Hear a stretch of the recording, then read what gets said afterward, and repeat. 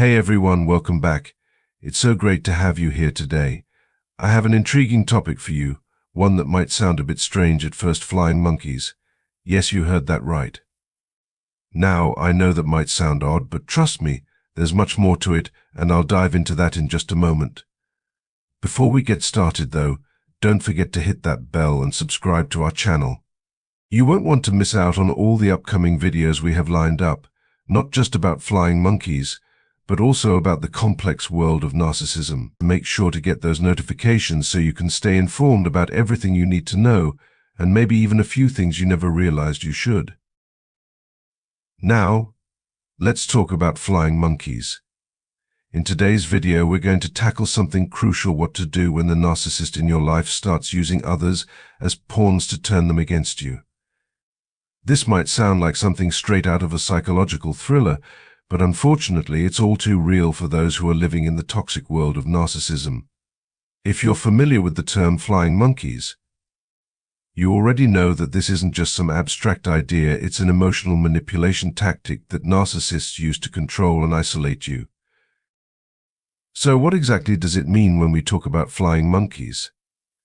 Simply put, it refers to a situation where a narcissistic person in your life, whether they're someone you're currently dealing with or someone who has already ingrained themselves in your world, reaches out to people who are important to you. These could be your friends, family members, co-workers, or anyone within your circle of trust. The narcissist's goal is sinister. They try to poison these relationships by spreading lies and negative stories about you, often in a very manipulative and calculated way. Why do they do this? The main aim of the narcissist is to disrupt your support system, the very foundation that keeps you grounded. By targeting the people who care about you and twisting their perceptions, the narcissist works to weaken your emotional defenses and sway others to their side.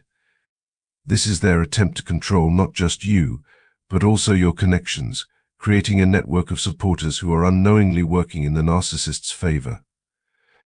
It's a form of emotional abuse that can be incredibly difficult to recognize, especially because it often involves the narcissist pretending to be the victim, which makes it hard for others to see through the manipulation. So, how should you deal with flying monkeys when they start appearing in your life? What do you do when people you care about begin to question you based on the narcissist's lies? Stay tuned, because that's exactly what we're going to discuss in the upcoming sections. But for now, just know that understanding this manipulation tactic is the first step in protecting yourself and keeping your relationships intact. One of the most commonly observed dynamics in relationships involving narcissists often unfolds when a couple is going through a divorce. Having been married, both individuals are already familiar with each other's extended families and social circles. In these situations, the narcissistic spouse, feeling threatened by the separation, will start reaching out to people in their partner's world. They begin planting seeds of doubt, spreading terrible stories about their soon-to-be ex, in an attempt to turn those around them into allies. The narcissist's goal is to chip away at the support system of their partner, who is typically the healthier, more emotionally stable person in the relationship. They aim to weaken this support structure and sometimes even increase their own position of power, hoping to sway opinions to their advantage. For the person on the receiving end of this, the emotional toll is immense. Already battered by the constant manipulation and gaslighting in the narcissistic relationship, they now face an additional layer of torment. The very people they once trusted start doubting them. It's a cruel tactic, designed to destabilize and isolate the victim, pushing them further into self-doubt and confusion. Now, you might be wondering, how is it that a narcissist can manage to turn others against their partner with such ease? What is it that makes them so convincing? The truth is, narcissists are incredibly charming, often to the point of being magnetic. They possess a unique charisma and an ability to make others feel special and valued. This skill isn't reserved just for their intimate relationships. Narcissists know how to work a room, and more importantly, they know how to manipulate the people around you. They can weave a narrative that paints them as the sympathetic party, all while twisting the facts and turning the situation on its head. In many cases, narcissists will approach others with carefully crafted stories about the emotional strain they've been under, about how hard they've worked on the relationship. Then, with a seamless shift, they'll tell their version of the story, claiming that they've been mistreated by their partner. "I need to tell you some terrible things about your daughter, your friend, or your sister," they might say, pulling people into a web of deceit.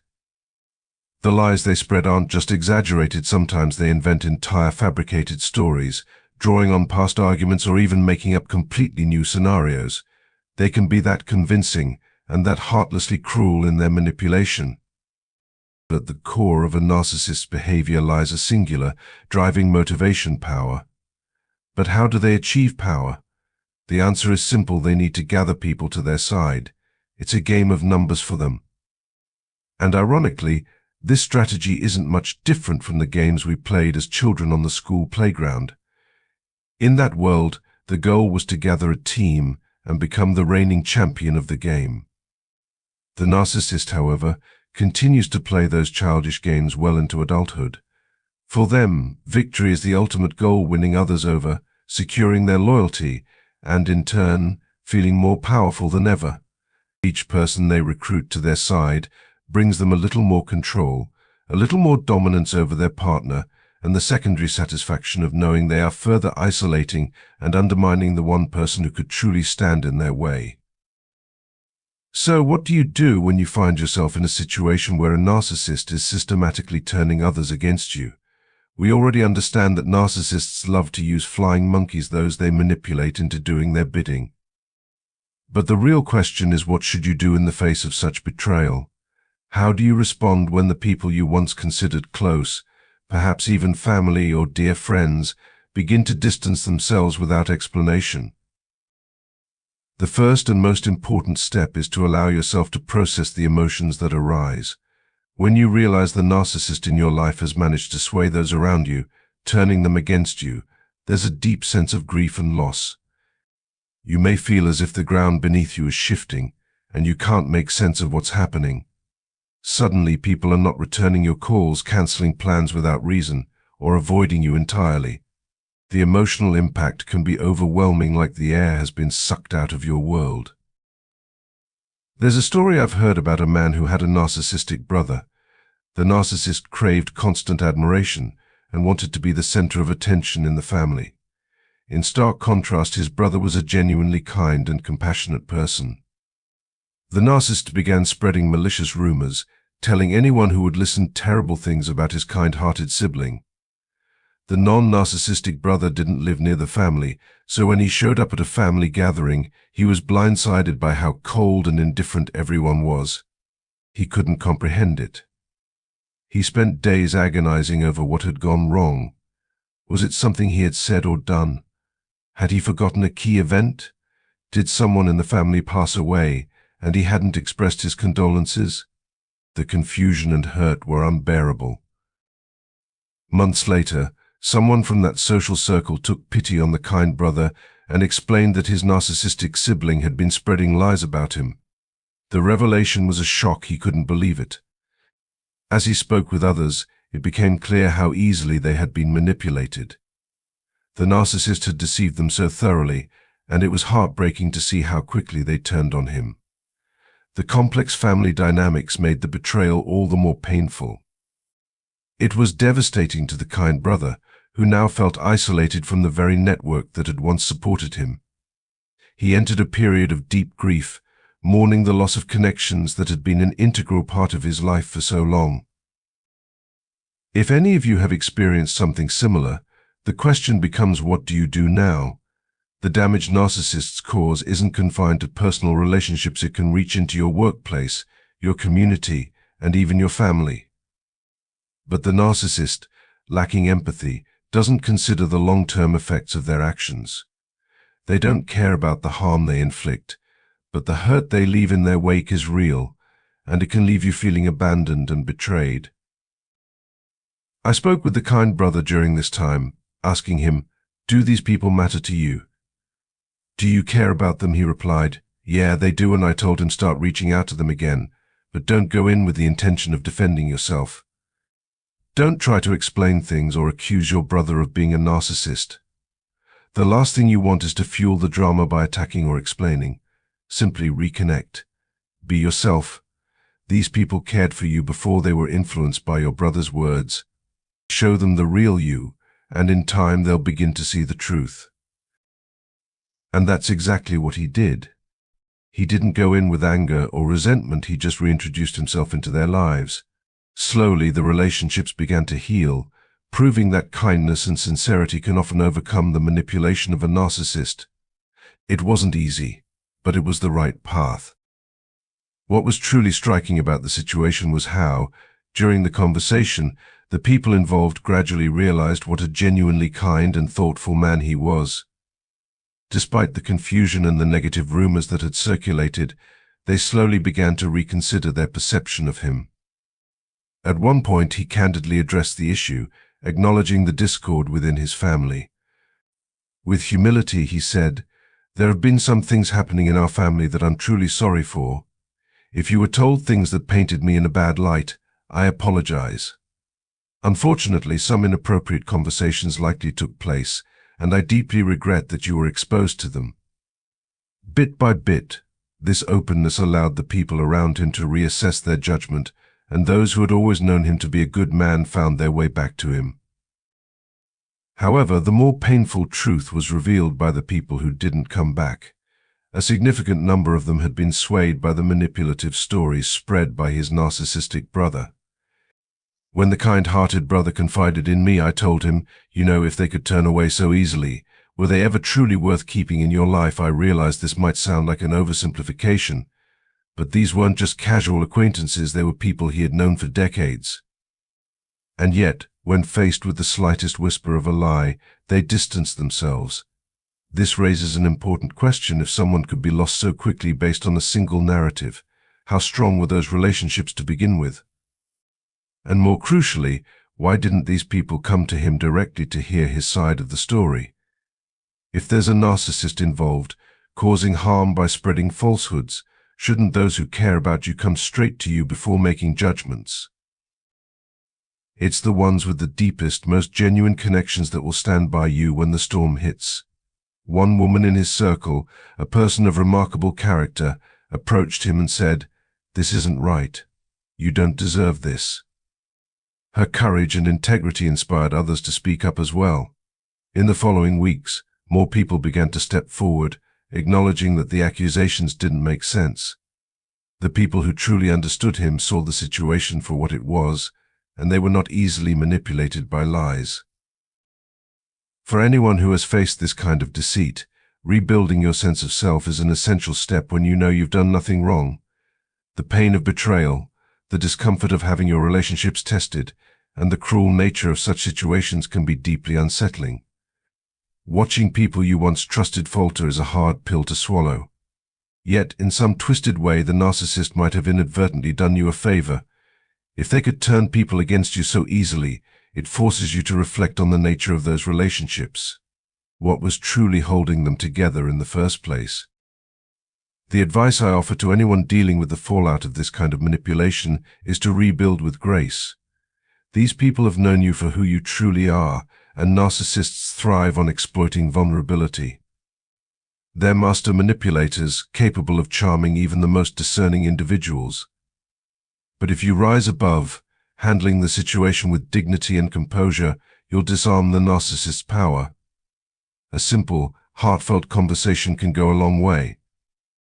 You might say, "I've heard that some hurtful things were said about me, and I'm sorry that you were exposed to those falsehoods. By doing so, you not only disempower the narcissist but also bring clarity and truth to the situation." The light of honesty will always shine brighter than the darkness of lies. Narcissistic individuals are driven primarily by insecurity. Their need for control and validation often manifests in the way they treat others, turning relationships into strategic games. People, to them, are not individuals with feelings but mere pieces on a chessboard, moved around to serve a singular purpose: winning the game.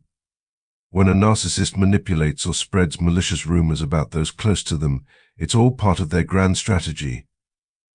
The question they ask themselves is not about care or compassion, but how many people can I sway to my side before I declare checkmate? But here's the truth: you can checkmate them first. All it takes is being your authentic self. Stand strong in who you are and refuse to play into their game. It's important to remember that, in the world of narcissism, the lines between what should and should not be shared are blurred. Your narcissistic partner or acquaintance may expose private details of your relationship, things that should have remained confidential. It's a painful experience to realize that your trust has been betrayed, particularly when they twist your words or share secrets you had confided in them, even if those secrets were meant to be kept between the two of you.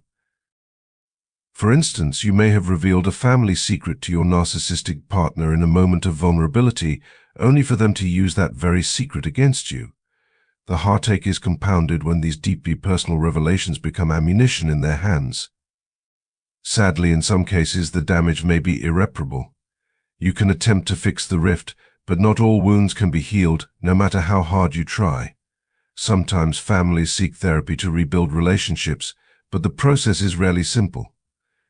Healing is a long road, especially when trust has been broken in such a profound way.